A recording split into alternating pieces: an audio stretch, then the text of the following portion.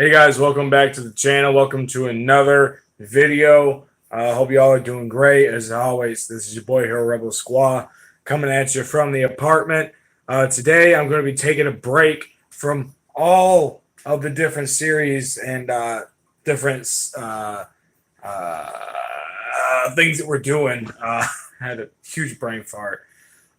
So lately, I have been doing paranormal videos and supernatural videos and like conspiracy theory videos almost. So I want to take a break from that. Okay, I want to take a break from it, and because I feel like something that a lot of YouTubers do starting off is they tell you about themselves, and I don't really ever recall me doing that other than like the personal experiences that I've had. So I'm gonna go ahead and start doing a three-part series. Okay, 50 facts about Rebel Squaw, me, that you guys may or may not know about. Okay, so now obviously some of my subscribers know me personally, but some of you guys may not. So I want to go ahead and get this ball rolling a little bit here, okay? And just so you guys are aware, I will be doing another video tomorrow with the Cryptids Unclassified series. I will be uploading a video on that tomorrow, so make sure to check on that. So, without further ado, let's get into this. So, I've got a list here going. As you can see, I'm going to be doing the first 15 things about me that you guys may not know. So number one is my middle name. I am asked this all the time. My middle name is Jay. My parents, if I remember correctly, named me after a friend of theirs who was really close to them. Unfortunately, I don't remember him because he passed when I was really little. Or they might have actually named him after me once he passed. I can't remember, but I'll have to ask them about that. Next fact. I at one point, okay, so I've always been a heavier set guy. I get it from my mom's dad for my size. But at one point, about 6, 7 months ago, I was almost 300 pounds. I was about 286 or 7 was I think my max. I was extremely unhealthy, and actually that actually led to a problem that I have physically that I will let you guys know here in a minute. So next, next. Oh, and by the way, my weight now is about 255. So just to put that into perspective, I have lost quite a bit of weight. So the next thing about me that you guys may want to know, this is a weird thing. I talk to myself a lot. Excuse me. Like a lot. Abnormally amount of time I spend is talking to myself because one, I'm here alone so fucking much. I have no one to talk to. So yes, I do. I talk to myself quite a bit. It's great. Number 4 on my list is I have a extremely bad knee, which is what I was talking about earlier with my weight. My weight issues caused my knee issue. So I literally walk around like the Penguin from Batman, and it's embarrassing. I would go on walks in downtown Greenville and whatnot with the family that I lived with or my family, and like they would have to wait up for me, or I would have to push extra hard just to keep up. Uh, Thankfully, my knee has gotten a little bit better in recent years, but it's still. Excuse me. I never yawn this much this late because it is 3 o'clock in the morning. Until I start recording, then I have to yawn. Um, Number 5, I'm a huge comic book nerd, and obviously, if you know me personally, you know that already. But you could ask me a question about anything in comics, and I will know it. I will know it. Number 6, I am terrified of having not somebody break into my apartment because I am well prepared, except on two occasions. I am terrified that someone's going to break into my apartment when I'm either in the shower or when I'm on the toilet taking a poop. Seriously. Because both of those points, I'm at my most defenseless. I'm naked in the shower. I don't have, like, I'm just not in a mentally prepared state, which is why when I shower at the house and I'm alone, I keep a 9mm on the sink and all doors that lead into the house locked. Uh, I might do a video on this next one. I don't know yet. So we're see. But I lost my virginity when I was 13, the day before my 14th birthday, and I lost it to a junior in high school. So Rebel Squad has always been a little bit of a manhole, which we're not going to get into that.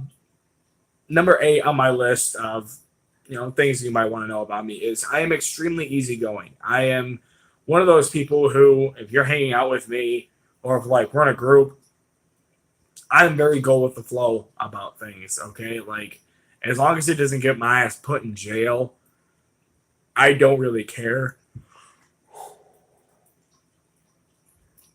I will go where you want to go or eat where you want to eat. I just don't care. I don't care. I am not a very materialistic person, and I'm a very simple person. So that's just, like I said, another thing to know. Number 9. This is something that barely anybody knows about me, but I actually have family in Sweden. My mom has, and that's from my mom's side, and it is 2 daughters and the father. Bjorn is the father, and then the 2 daughters, the sisters, are Kaija and Ida. And I've only ever met them once, and that was years ago. For those of you who know me personally, when I lived out in Dodge City, and I lived on Tobacco Road, and this was years ago. They actually came and visited, and my sister at first was talking to my mom, why are you having these people that you've never met come stay at our house for I think they stayed for 4 days or something. And she's like, what if they're murderers? You don't know. And my mom was like, no, let's trust them. But thinking back at it now, I'm like, my sister was right. Why? How did you just let this happen? But I'm so glad it did, because it was I'll never forget that. And I cannot wait to see them again, because it was awesome spending time with them. The girls are awesome. And Bjorn, he's actually a professional photographer, and he's done photo shoots with Metallica and shit. Seriously, it's awesome. Number 10, I will spend if I go to the mall or something and I go into the store, and if I want to buy something for somebody, but I want to spend money on me too, I will spend more money on your gift than I will something for myself. And that's just because, like I said, I'm not very materialistic. Most of my clothes come from Walmart or Goodwill. But if I buy something for somebody else, it's going to be name brand, or it's going to be nice, because, and that's not because I want to buy people's respect or their attention. It's so that they know that I only want the best things for them, So number 11, I have told this story to quite a few people, but I once at one point got out of a speeding ticket by telling the officer this.